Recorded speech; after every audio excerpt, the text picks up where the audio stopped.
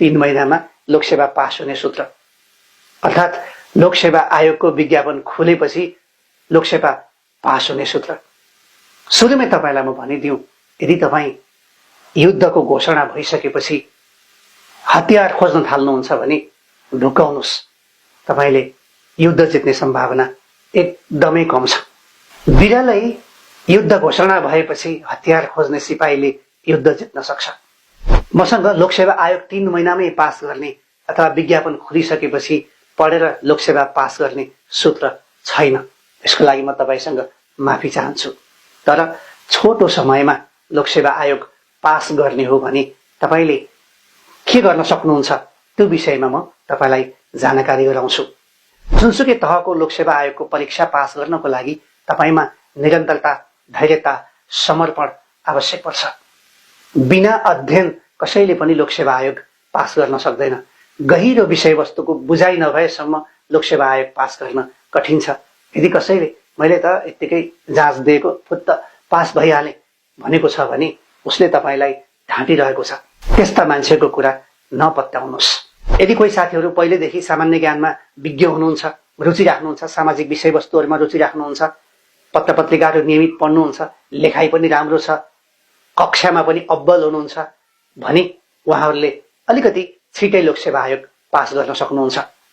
तपाईले लोकसेवा आयोग पास गर्ने समय छोटाउन चाहनुहुन्छ भने यी 5 वटा स्टेपको फलो गर्न सक्नुहुन्छ। सबैभन्दा पहिलो स्टेप हो पाठ्यक्रम र पुराना प्रश्नपत्र आफ्नो टेबलमा राख्नुहोस् र तिनीहरूको राम्रो तरिकाले अध्ययन गर्नुहोस्। पाठ्यक्रमले के विषय समेटेको रहेछ, पहिला कस्ता कस्ता प्रश्नहरू सोधिएका रहेछन्, कस्तो प्रकारले उत्तर दिनु पर्दो रहेछ, के विषय पढ्नु पर्दो रहेछ, यसको बारेमा ज्ञान हासिल गर्नुहोस्। यसरी तपाईले पाठ्यक्रम र पुराना प्रश्नपत्रहरू हेरिसकेपछि तपाईलाई त्यो पाठ्यक्रमको पढ्नुपर्ने विषयको एउटा रूपरेखा प्राप्त हुन्छ, ढाँचा प्राप्त हुन्छ। त्यसको आधारमा तपाईले आगामी दिनमा कस्तो कदम चाल्ने भन्ने कुरा थाहा पाउनुहुन्छ। पाठ्यक्रम र पुराना प्रश्नपत्र हेरिसकेपछि दोस्रो स्टेपमा तपाईले आफ्नो सबल पक्ष र सुधार गर्नुपर्ने पक्षको पहिचान गर्नुहोस्। त्यो पाठ्यक्रम र पुराना प्रश्नपत्र हेरिसकेपछि तपाईलाई के थाहा हुनु पर्यो भने म के विषयमा राम्रो छु। मानिलिउँ तपाईलाई लाग्न सक्छ म सामान्य ज्ञानमा अब्बल छु, जिकेमा अब्बल छु, अथवा म आइक्यूमा राम्रो छु, मेरो लेखाइ राम्रो छ, छिटो लेख्न सक्छु, ह्यान्डराइटिङ राम्रो छ, भाषा शुद्ध लेख्न सक्छु, या मैले यहाँ भएका धेरैजसो पाठहरू कलेजमा पढिसकेको छु, पाठ्यक्रम मलाई त्यस्तो नौलो लागेन। यो चाहिँ तपाईको के भयो त सबल पक्ष। अब सुधार गर्नुपर्ने पक्ष हुन सक्छ, मलाई अंग्रेजी कठिन लाग्छ अथवा मलाई आइक्यू त्यति सजिलो लागेन यहाँ सोधेका प्रश्नहरू, या 5 नम्बरको प्रश्नमा सोधेको विषयवस्तु त मैले 8-10 मिनेटमा लेख्न सक्दिनँ, मेरो स्पिड राम्रो छैन। तपाईको आफ्नो सबल पक्ष र सुधार गर्नुपर्ने पक्ष यहीँबाट पहिचान हुन्छ। भनिन्छ नि संसारमा सबैभन्दा पहिला आफूलाई चिन्नुपर्छ। आफूलाई नचिनिकन, आफूलाई नबुझिकन, आफ्नो बारेमा पर्याप्त ज्ञान नभएसम्म संसार जित्न कठिन हुन्छ। त्यसैले दोस्रो स्टेपमा आफूलाई चिन्नुहोस्। आफूलाई चिनिसकेपछि तेस्रो स्टेपमा तपाईले अध्ययन गर्ने रणनीति बनाउनुहोस्। यो स्टेपमा तपाईले के गर्न सक्नुहुन्छ त भन्दा अब कसरी अध्ययन गर्ने भन्ने कुरा तपाई आफैले पत्ता लगाउनु भएका आफ्नो सबल पक्ष र सुधार गर्नुपर्ने पक्षले बताउँछ। ट्युसन जोइन हुने हो कि, कोचिङ जोइन भएर पढ्ने हो कि, घरमै पढेर पास हुन सकिने हो कि, युट्युबहरूको भिडियोहरूबाट सहारा लिएर पढ्ने हो कि, साथीहरूको ग्रुप बनाएर पढ्ने हो कि, अथवा मैले सबै विषय पढिसकेको रहेछु एकचोटि सरल पढ्छु त्यसपछि म लेखन अभ्यास गर्दा हुन्छ भन्ने हुने हो कि, आफ्नो कमजोरी र आफ्नो सबल पक्षको आधारमा तपाईले अब अध्ययन गर्ने रणनीति बनाउनुपर्छ। यसको लागि दोस्रो स्टेप तपाईले फलो गर्नै पर्यो, आफ्नो सबल पक्ष र सुधार गर्नुपर्ने पक्ष थाहा पाउने। मानिलिउँ न तपाईलाई कस्तो लाग्यो भने पाठ्यक्रमको बारेमा तपाईलाई केही पनि थाहा छैन, पाठ्यक्रममा छापिएका जति पनि अक्षरहरू शब्दहरू छन् ती तपाईलाई काला अक्षर भैँसी बराबर लाग्यो। तपाईले यो विषयमा कहीँ सुन्नु भएकै छैन, थाहा पाउनु भएकै छैन, केही पनि जान्नु भएको छैन भने अब तपाईलाई प्रपर गाइडलाइन चाहिएला।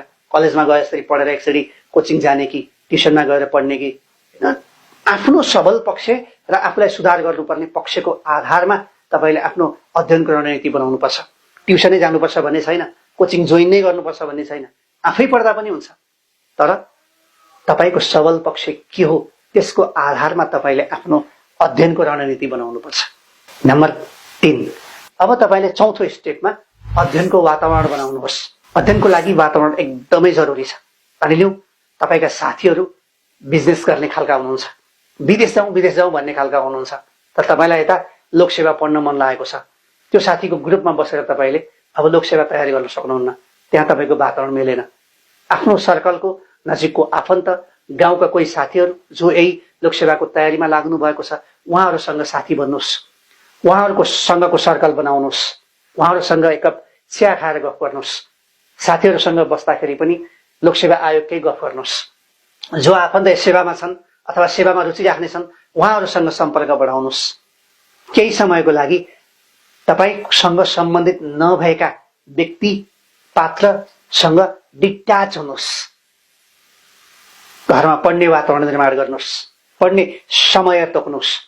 जागिर गर्नुभएको छ भने जागिर छोड्नुपर्छ भन्ने छैन, जागिरलाई नै पढाइसँग जोड्न सक्नुहुन्छ।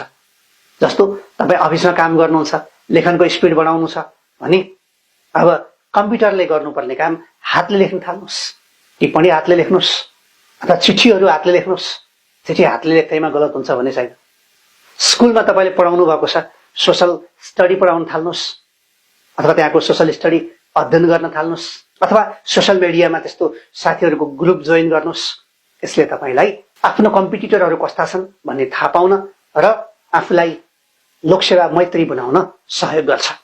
यसरी तपाईँले वातावरण पनि बनाइसकेपछि 5औं चरणमा आफ्नो लक्ष्य तय गर्नुहोस्। लक्ष्य निर्धारण गर्ने भनेको तपाईँले कुन सालमा कति समयमा कुन जाँच पास गर्ने हो, त्यसको लागि समर्पित हुनुहोस्, निरन्तर लाग्नुहोस्, मेहनत गर्नुहोस्। कति नै गर्दाखेरि पनि भएन भने छोड्नुहोस्। अरू तरिकाले पनि जीवनलाई सभ्य भव्य बनाउन सकिन्छ, अरू तरिकाबाट पनि जीविकोपार्जन गर्न सकिन्छ, अरू उपायबाट पनि मुलुकको सेवा गर्न सकिन्छ। लोकसेवा आयोगकै जाँच पास गर्नुपर्छ भन्ने पनि छैन। तर यदि तपाईँले समर्पित भएर निरन्तर तरिकाले लाग्नुभयो, वातावरण बनाउनु भयो, आफ्ना कमी कमजोरीहरू थाहा पाउनु भयो र त्यसैको आधारमा अध्ययनको रणनीति बनाउनु भयो भने लोकसेवा आयोग पास गर्न तपाईँलाई कसैले रोक्न छेक्न सक्ने छैन। यहाँहरू सबैलाई सफलताको धेरै धेरै शुभकामना। आजको लागि यति नै। आजको भिडियो तपाईँलाई कस्तो लाग्यो?